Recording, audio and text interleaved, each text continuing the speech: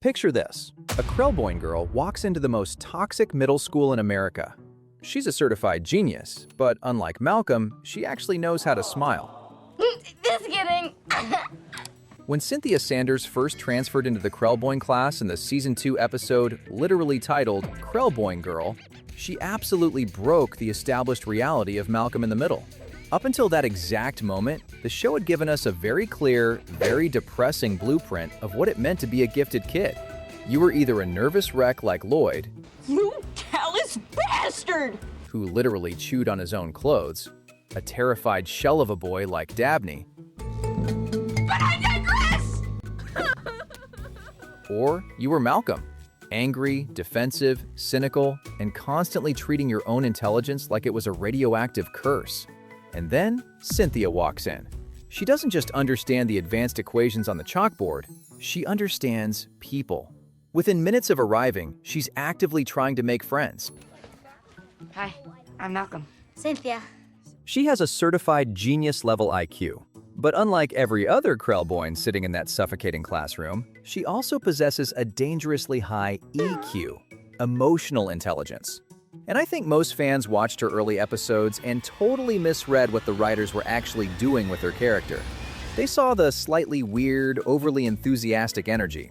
They watched her randomly demonstrate Krav Maga on the playground by repeatedly flipping Reese onto his back. And they thought, okay, it's just the classic weird girl trope. But this wasn't just a quirky sitcom gag. This was a deliberate setup for something way deeper and honestly, way more tragic. Cynthia was brought into the show to act as a mirror. She was the walking, talking proof of what a gifted kid looks like when they aren't being slowly poisoned by a deeply dysfunctional, screaming household every single day. She was better than Malcolm at the stuff that actually matters in life, right from the start. Even when she used her Krav Maga to throw Reese across the concrete, What was that? It's Krav Maga. she did it with a clear sense of justice and boundary setting that Malcolm spent 7 seasons failing to learn. So how does a girl who can outsmart Malcolm and physically beat down Reese just vanish without a trace? This is where the real shift starts. Because Cynthia's high emotional intelligence is exactly what painted a target on her back. You're probably thinking, wait, having empathy is a good thing, right? Normally, yes. But in the Malcolm in the Middle universe, if you feel things deeply, you get punished for it. Okay, closer to the wall! Look at how Malcolm survived his own house. Lois and Hal screamed, Reese punched, Francis rebelled, and Malcolm? He just dissociated. He literally turned to the camera and complained to the audience. You want to know what the best thing about childhood is? At some point, it stops. His brain wasn't tuned to the frequency of genuine human connection. It was tuned to self-preservation. That sounds like a massive character flaw, and it is, but when it came to surviving middle school trauma, it actually saved him. His emotional blindness protected him from the exact thing that started tearing Cynthia apart. Because Cynthia didn't put walls up, she wanted friends. Which brings us to the party she throws for the Krelboynes. It's a disaster waiting to happen.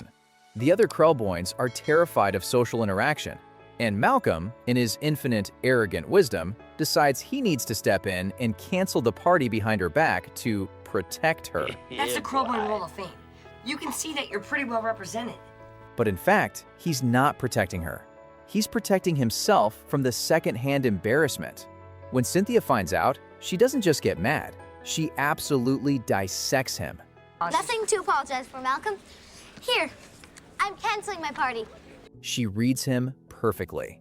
She put herself out there, and the person who was supposed to be her intellectual equal treated her like a pity project. Her emotional vulnerability was her greatest strength, and it set her up for the most humiliating return in sitcom history. Then comes Season 3, Episode 14, Cynthia's Back. She returns from a semester in Europe, Cynthia just got back from a semester in Europe, and she's totally changed. and this is where it gets brutal. Totally off the rails.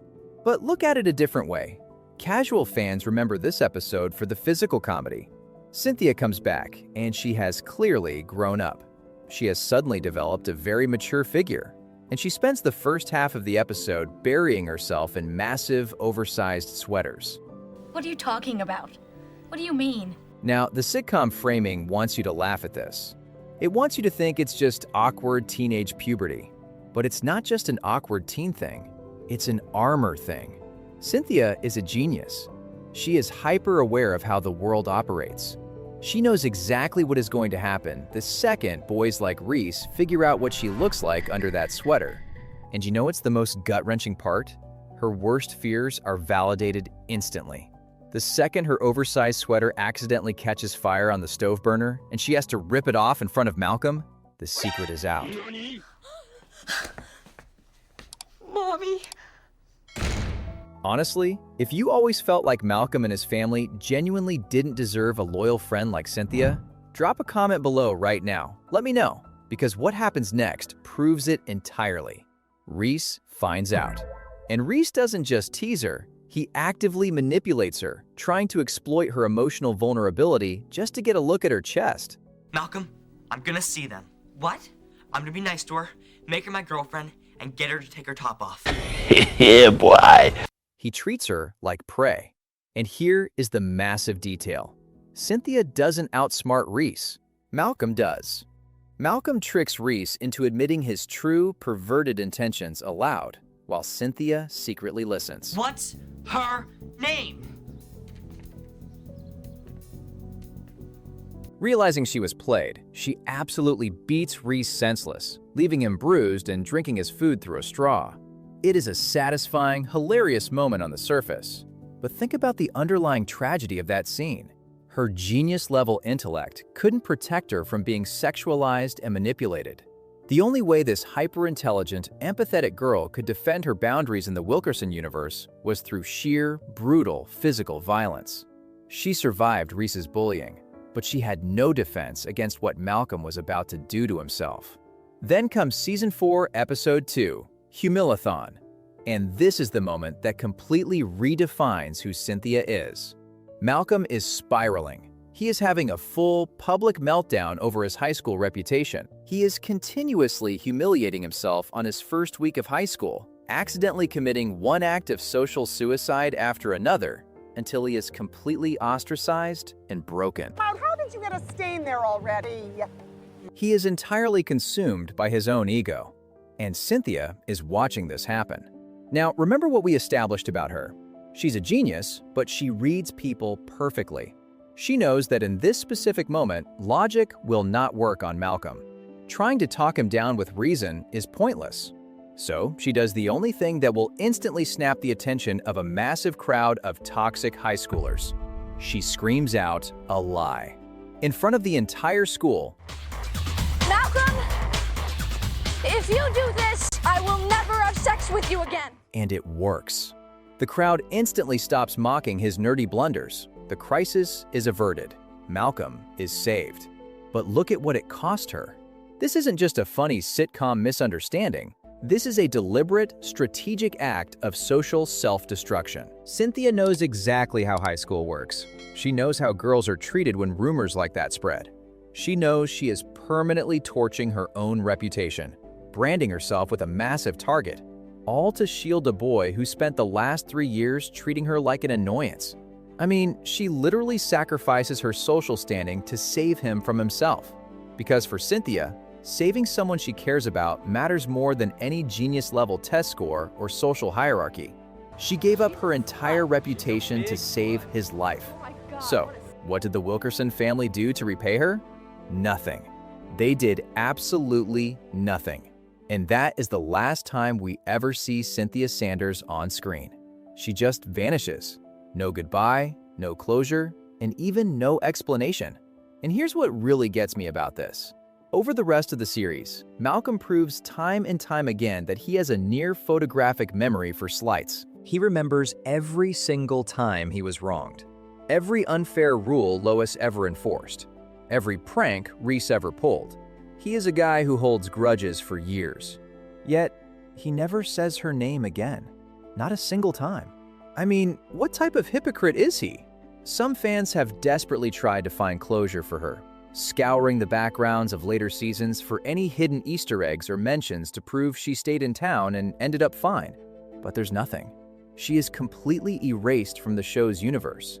And honestly, I get why people want to believe there's a hidden happy ending out there. It feels nice, but it does not work at all. Her disappearance isn't an ending. It's just an absence. So why is Malcolm so quiet about her? Here's what I think. Cynthia is Malcolm's worst nightmare. Oh, can I start over? And he cannot let himself admit it. Admitting she existed means admitting that his survival in that toxic school wasn't just because he was smarter than everyone else. It means admitting that without this deeply empathetic, emotionally intelligent girl throwing herself on a grenade for him, his life would have been ruined. It shatters his entire victim complex. And that's the real tragedy of Cynthia Sanders.